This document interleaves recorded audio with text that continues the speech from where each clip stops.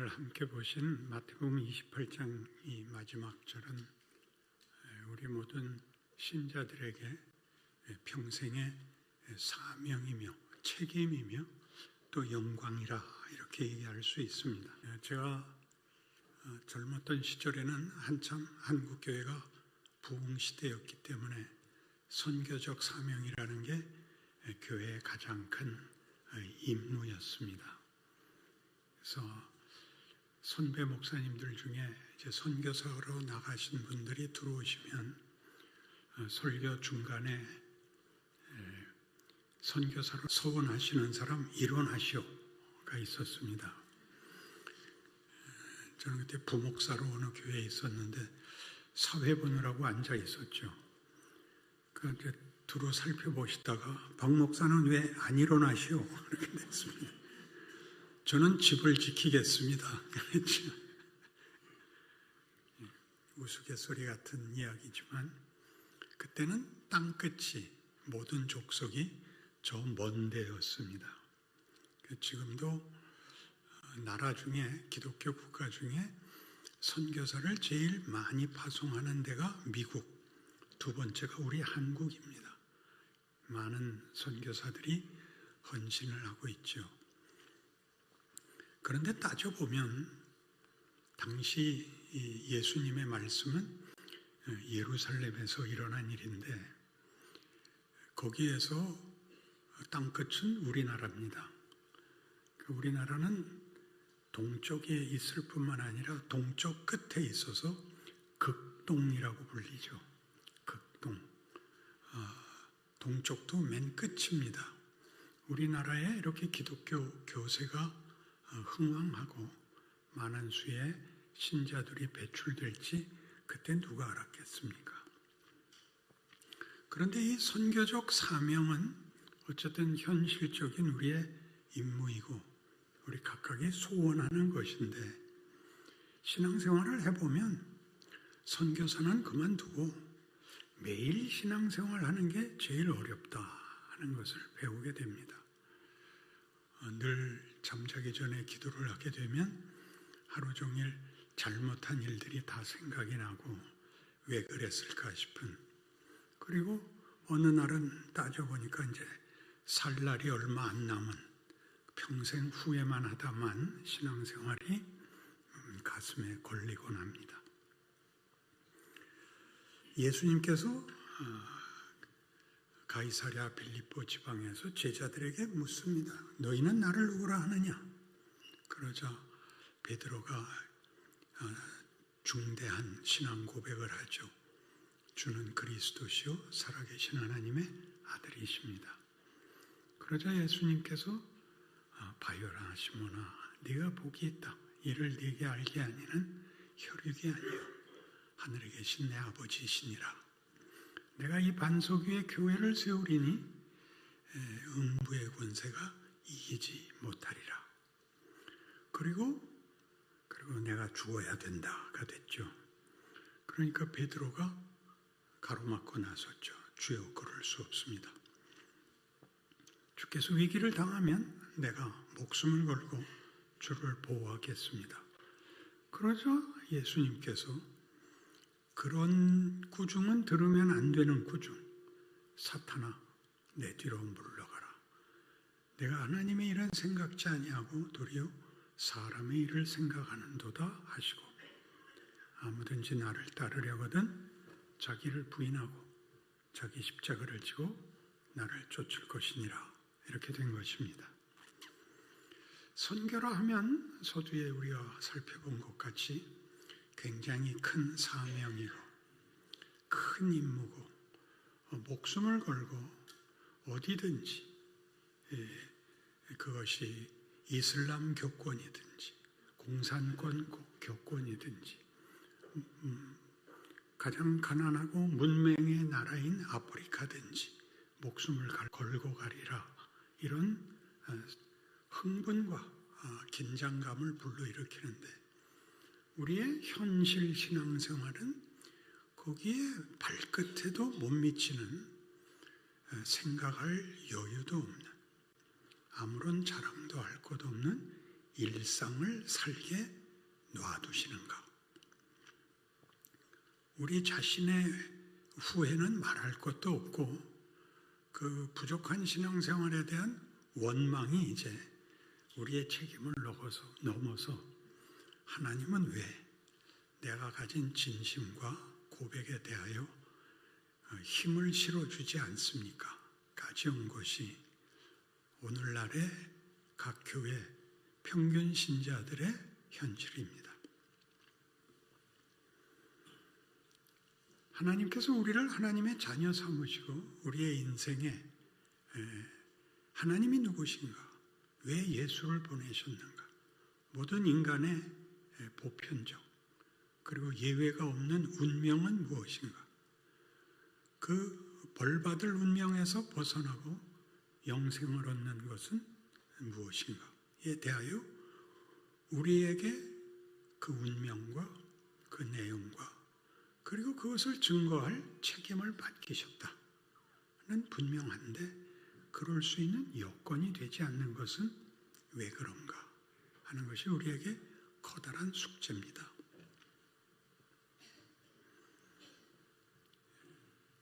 하나님께서 우리에게 주신 현실 속에서 우리가 신자 노릇을 잘못한다라는 것만 분별하지 마시고 이렇게 한번 생각해 보시죠.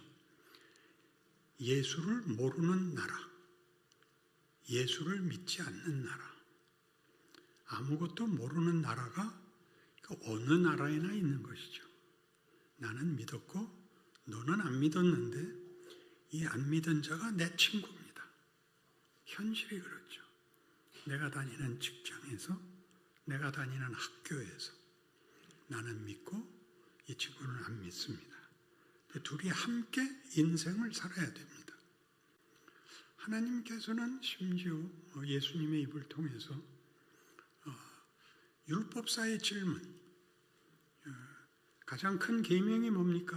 라고 했을 때 첫째는 하나님을 사랑하는 것이요. 둘째는 내 이웃을 사랑하는 것이라. 그러자 율법사가 묻죠. 내 이웃이 누굽니까? 그래서 여러분 아는 선한 사마리아인 비유가 나옵니다. 같이 있게 된 사람이 이웃입니다.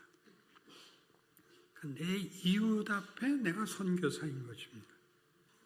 선교사라고 하면 말하자면 코란을 읽는 아랍권에 성경을 들고 가고 예수가 누군지 모르는 사람에게 십자가를 들고 가고 하는 식으로 커다랗게 여러분들이 그림이 그려지는데 하나님은 어떻게 묶으셨냐 하면 이웃이 그렇듯이 함께 살게 된 하나님이 그려놓은 판에 옆에 살게 된 사람들 앞에 내가 선교사인 것입니다. 믿지 않는 자에게 어떻게 예수를 믿으라고 할 것인가 하는 문제는 사명과 의욕과 실력에 관한 문제가 아니라 같이 있기 때문에 드러날 수밖에 없는 일종의 교류입니다. 동일한 일상, 먹고 사는 것이 바쁜 생존 경쟁의 장에서 하루를 편안하게 날 날이 별로 없는 한숨과 원망이 늘 가득한 현실을 살면서 하나님을 모르는 자는 자신의 존재와 운명과 현실을 어떻게 이해하고 예수를 믿는 자는 현실과 현실을 어떻게 이해하며 무엇을 기대하고 그 기대를 어떤 식으로 완성해 나가는가 하는 데서 차이가 날 수밖에 없습니다.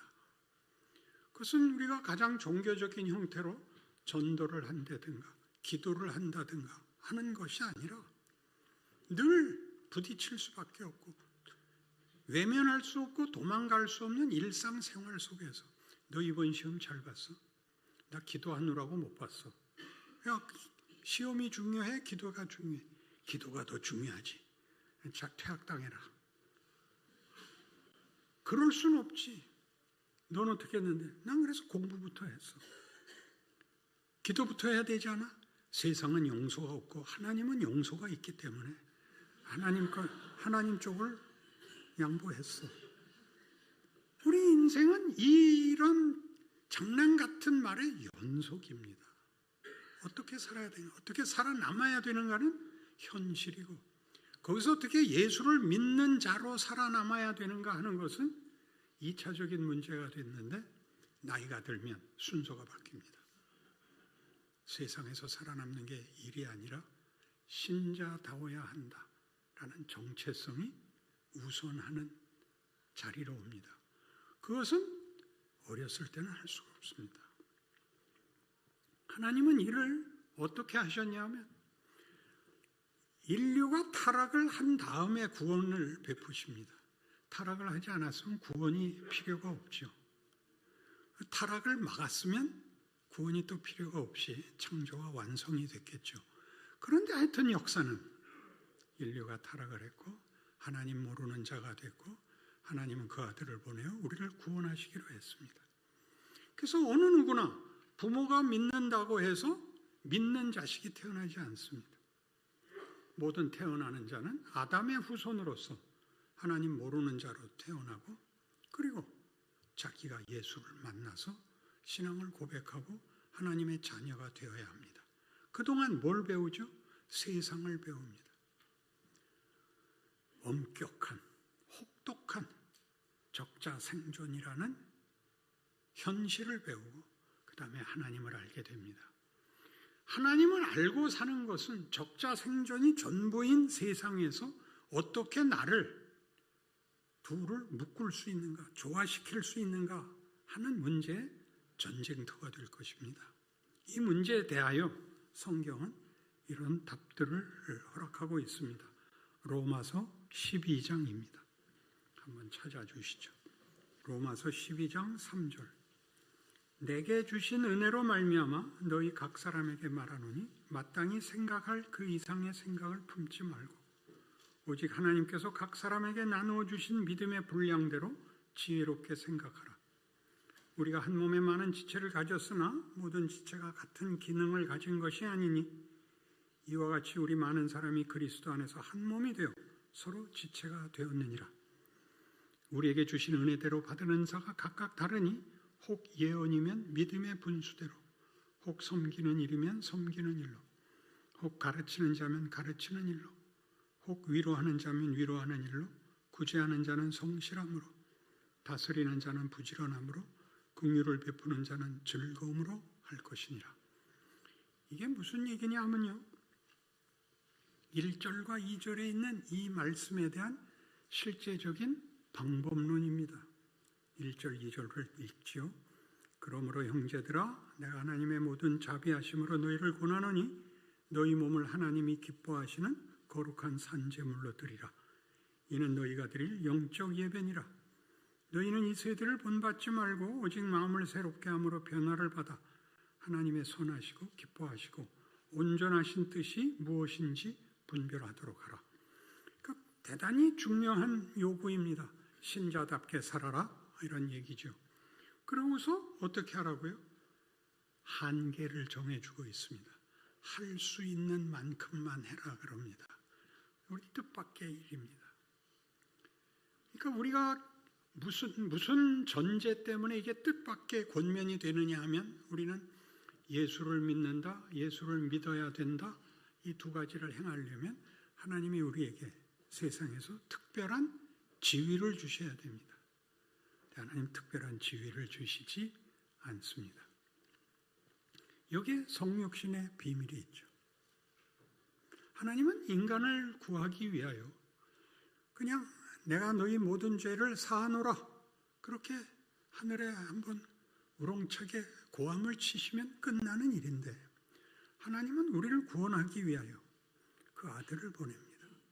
아들을 보냈다는 건 얼마나 무서운 뜻이냐 하면, 모든 부모는 자기보다 자식이 더 귀합니다. 부모가 자식을 위하여 죽을 수 있지, 자기가 살기 위하여 자식을 죽이는 부모는 없습니다. 이게 성경이 하고 싶은 이야기입니다. 근데 그 아들을 어디에 보내느냐 하면 사망의 자리에 보냅니다. 우리가 죄 지은 자리에 보내는 것이죠. 죄값으로 받는 사망의 자리. 사망이란 모든 것이 소멸되는, 아무 가치도 없는 완전히 망한 자리에 하나님이 들어오십니다. 그래서 우리가 예수 그리스도의 오심을 그렇게 기뻐하는, 그래서 그의 별명이 임마누엘인 것 같이 하나님이 우리와 함께 하신다. 우리는 우리 혼자가 아니고 하나님이 함께 하시기 때문에 우리는 복받은 자다, 구원 얻은 자다, 우린 특별한 존재다 하는 것을 어디까지 와서 사망의 자리까지 들어와서 우리에게 예수 그리스도를 임마누엘로 찬양하게 하십니다. 그 방법으로 우리를 보내십니다. 권력을 가지고 와서 내 말을 듣지 않으면 다 죽여버릴 거다가 아니라 이렇게 우리에 의해서 또 오해를 받으신, 우리에 의해서 배신을 당하신, 우리 손에 죽으시는 방법으로 하나님이 그의 구원을 이루시는 것은 하나님이 누군가에 대한 보이는 증거입니다.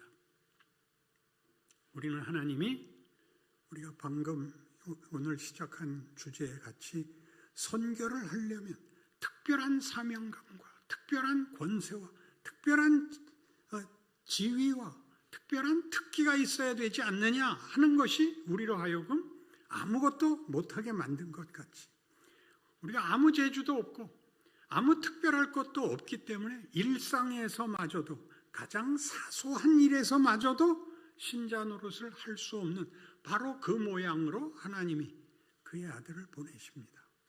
놀랍지요? 마구간에 태어나시고 그가 많은 기적을 이루었기 때문에 많은 백성이 그를 환영하고 기대합니다.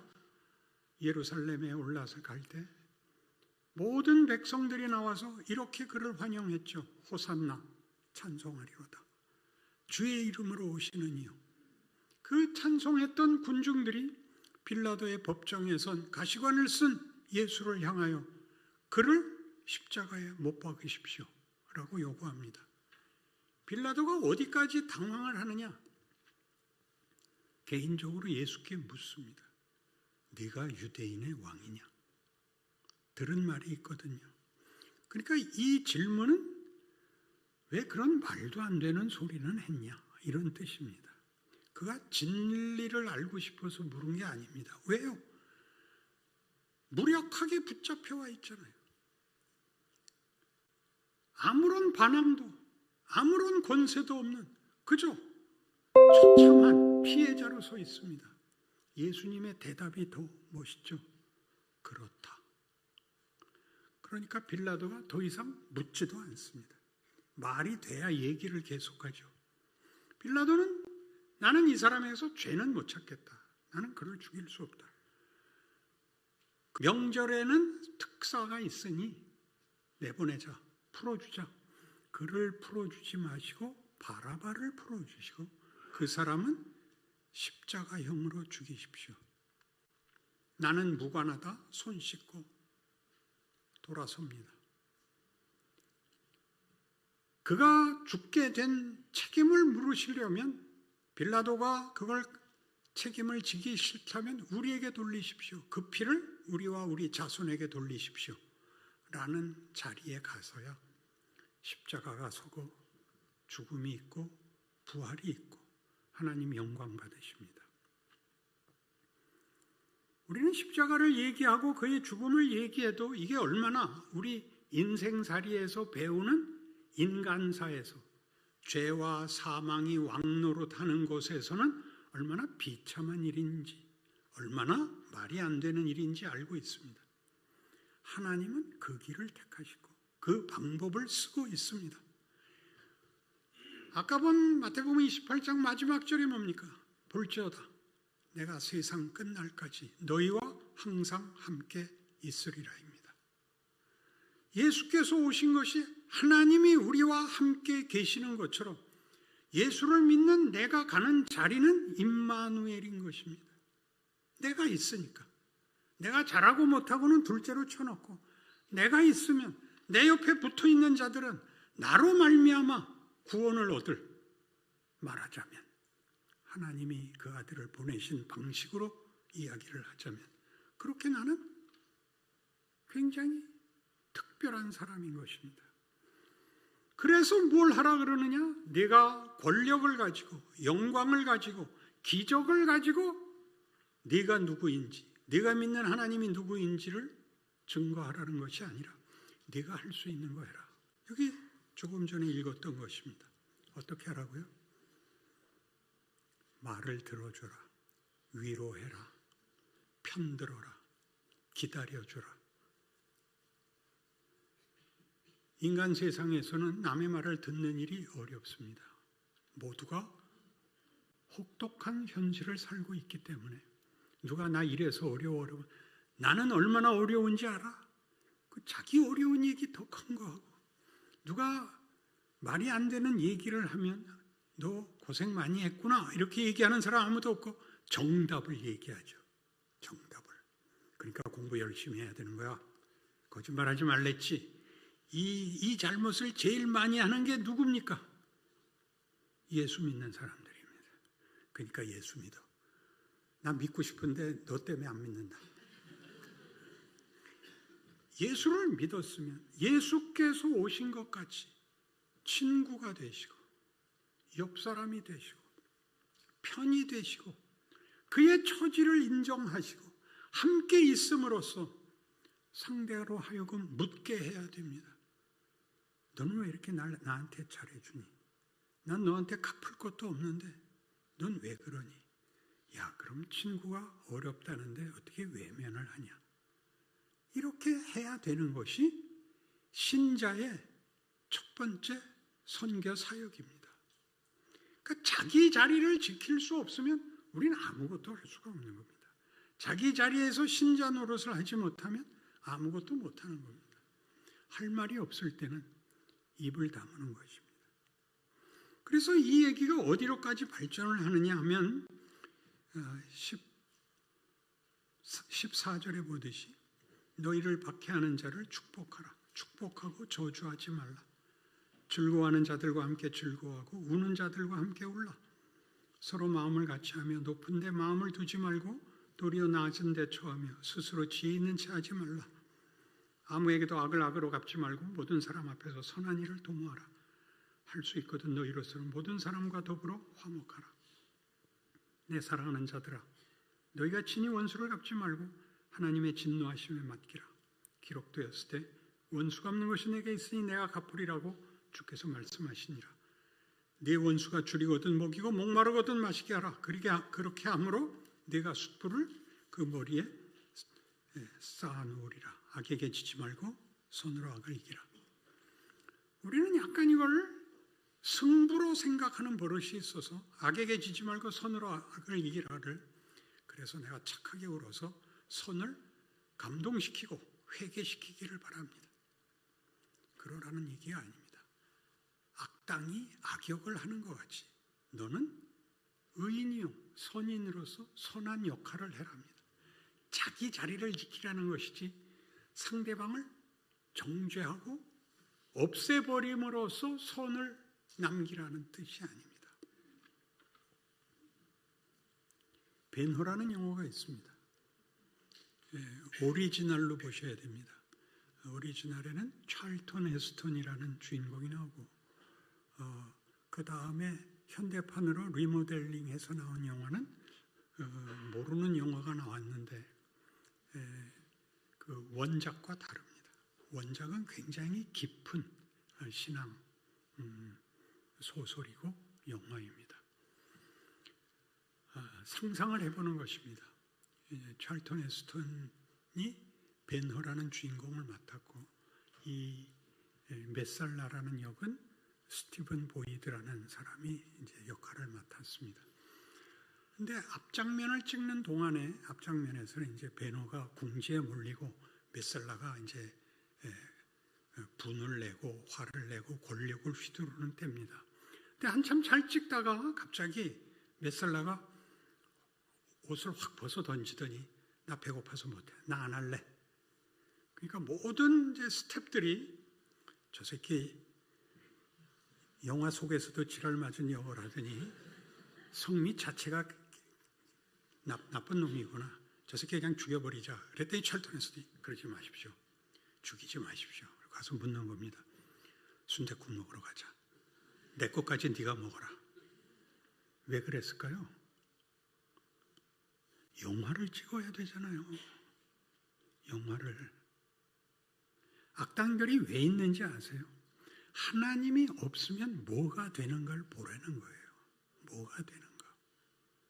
하나님이 없으면 인간은 죽을 때까지 자기를 지키는 일에 혈안이 되고 무슨 일이든지 해야 됩니다.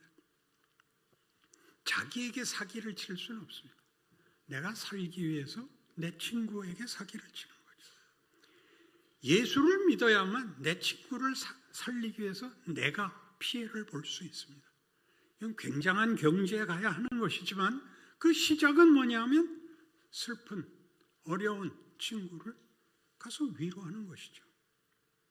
그게 우리들 일입니다. 저 땅끝이 어디가 아니라 오늘 우리가 보냄을 받은 곳이며 우리가 사는 현실입니다. 내가 만나는 친구들입니다. 예수 안 믿는 것만 빼면 괜찮은 친구들, 예수는 믿는데 개판인 친구들 속에서 뭐가 악이고 뭐가 선인지 비교하는 일에 여러분이 증인이 되셔야 됩니다. 하나님이 이러한 판을 깔아 놓으신 것은 굉장히 놀라운 하나님의 지혜입니다. 악을 다 제거하면 천국이 만들어지는 것이 아니며 선한 사람들을 다 보상해주고 악한 사람들은 벌을 주는 것이 심판이 아니라 하나님의 심판은 하나님의 목적이 그 하시려는 뜻이 이루어지고야 만다. 이걸 모르는 것들은 다 망하고 만다. 망하고 만다는 것은 얻을 게 없다.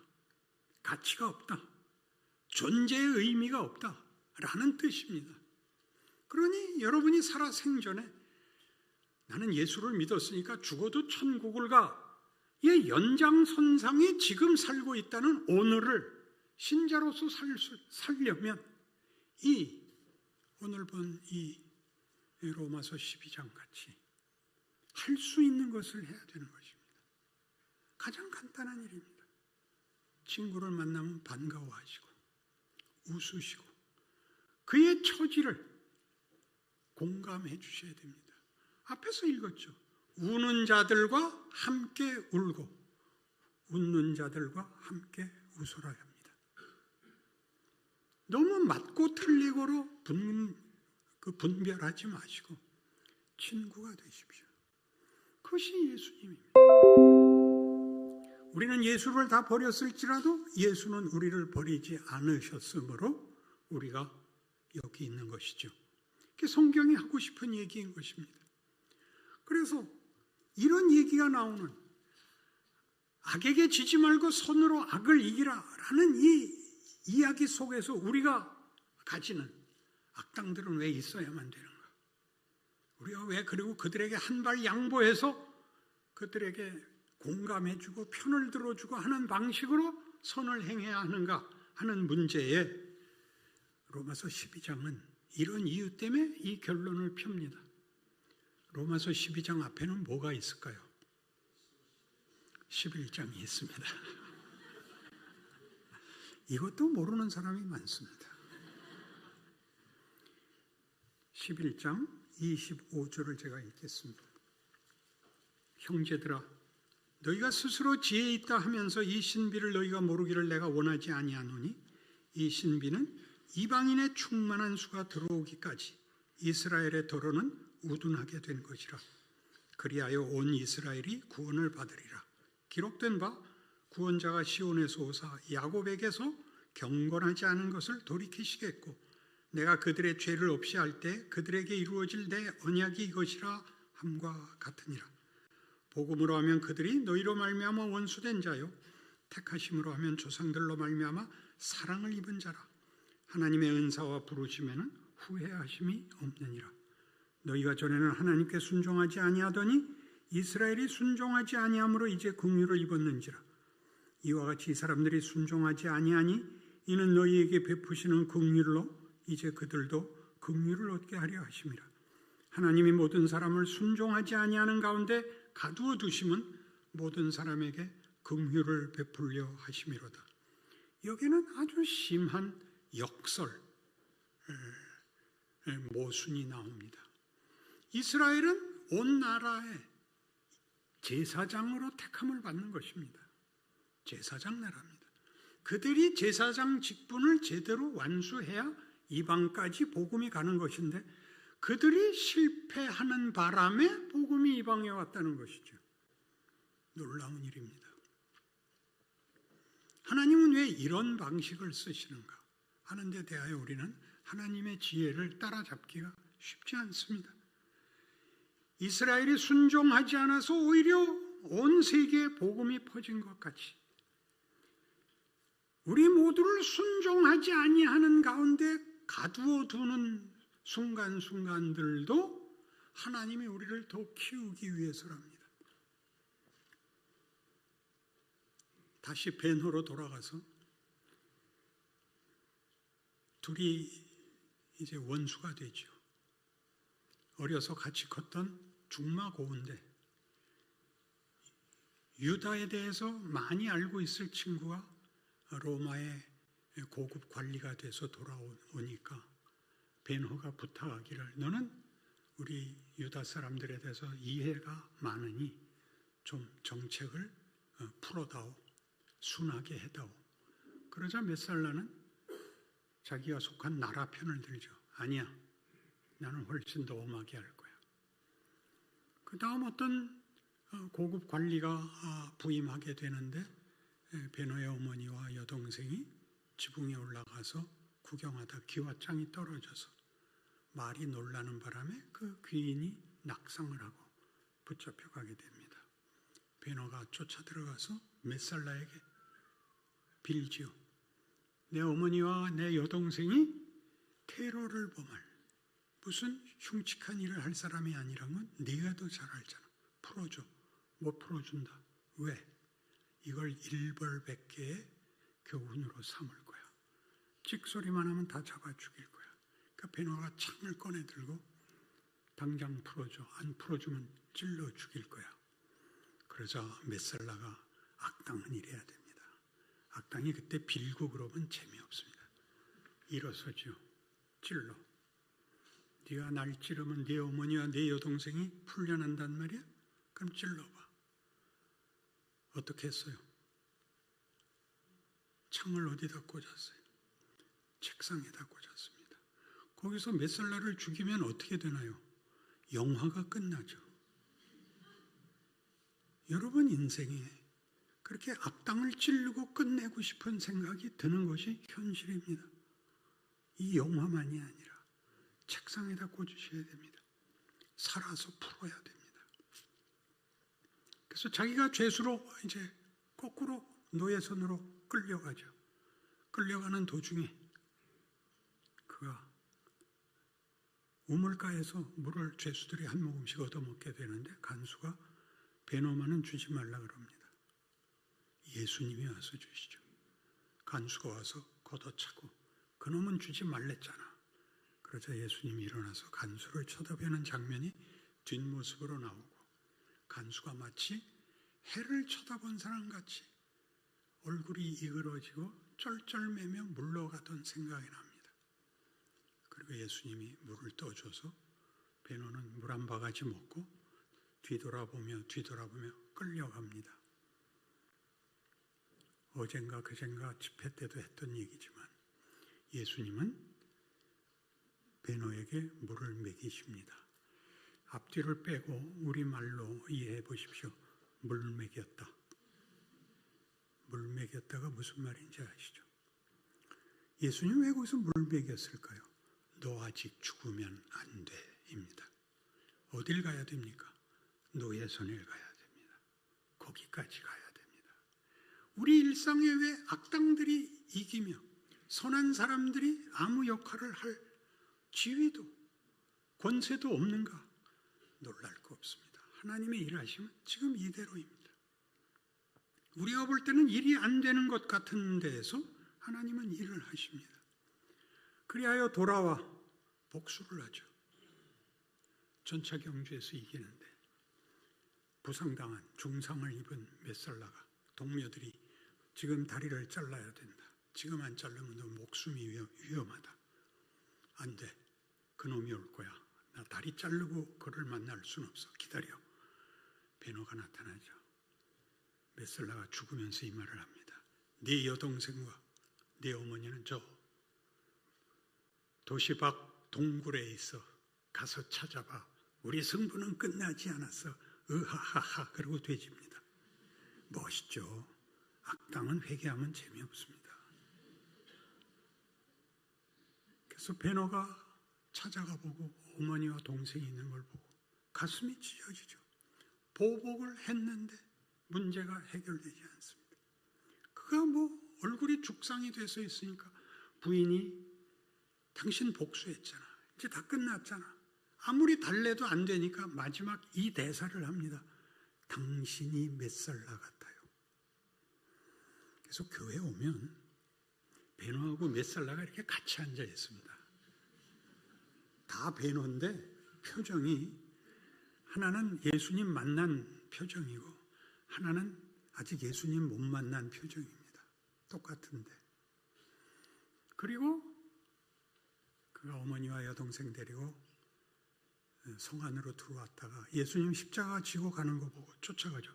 나 물 줬던, 물 먹였던 분이야. 쫓아가고 돌아와서 이 말을 하죠. 그 말씀이 내 가슴에 있던 칼을 내려놓게 했어. 아버지여 저들을 사하소서. 저들이 자기가 하는 일을 알지 못하나이다. 이 전체 얘기가 뭘 하는 거예요? 우리의 소원과 우리가 아는 평안, 우리가 아는 복수주는 너무 차원이 낮은 거예요. 아무 일도 일어나지 말라는 거고 하나님은 우리에게 뭘 하자는 거였냐면 너희는 나의 사랑과 믿음의 대상이다예요. 한 인간끼리도 사랑을 나누고 믿음을 나누려면 어지간한 수준이 되어야 합니다. 신이 우리 보고 사랑과 믿음을 요구하고 있고 그 대상으로 우리를 요구하고 있다는 것은 굉장하죠. 메살라라는 나쁜 놈이 없었으면 베노는 여기까지 갈 수가 없습니다. 메살라가 잘해줬으면 둘이 매일 술이나 처먹고 잘 웃고 잘 살다 되셨겠죠. 좋은 말로 죽었겠죠. 여러분, 이렇게 우리가 나도 모르게 이런 속세에 있는 말들을 쓰는 이유는 우리가 여기 붙잡혀서 사실 편안치 않기 때문입니다. 그런데 왜 그러냐라는 문제를 제대로 풀어내지 않고는 답을 찾을 수가 없습니다. 우리는 우리가 아는 것보다 더 가야 됩니다. 그리고 그것은 언제나 한계로 옵니다. 죽고 싶은 마음이 안 드는 사람은 인간이 아닙니다. 난 평생 죽을 생각은 안 해봤어. 천사죠. 천사보다 인간의 지위가 높다는 걸 아셔야 됩니다. 하나님은 우리를 사랑과 믿음의 대상으로 요구하사 우리의 현실에 도전하십니다. 넌 이것보다 더 가야 된다. 이것보다 더 가야 된다. 이걸로 만족하면 안 된다. 이게 현실입니다. 거기서 여러분이 내가 신자인 것을 확인하는 것은 가장 사소한 것들부터입니다. 가까운 친구에게 할 수 있을 만큼 안 되는 날은 침묵하시고 돌아서서 우시고 매달리시고 하나님이 어디까지 우리를 인도하시는가?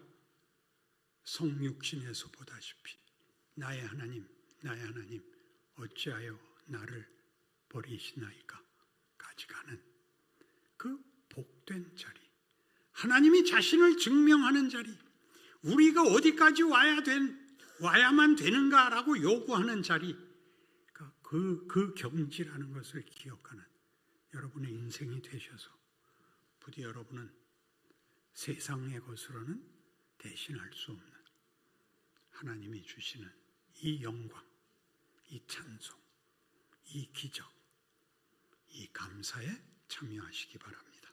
기도하십시다.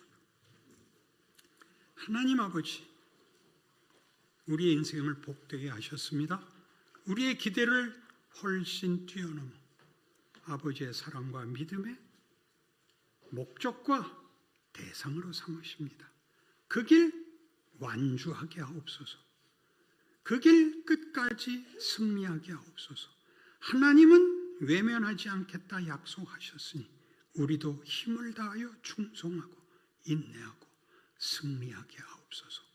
하루하루를 제대로 살아내게 하시옵소서. 예수님 이름으로 기도합니다. 아멘.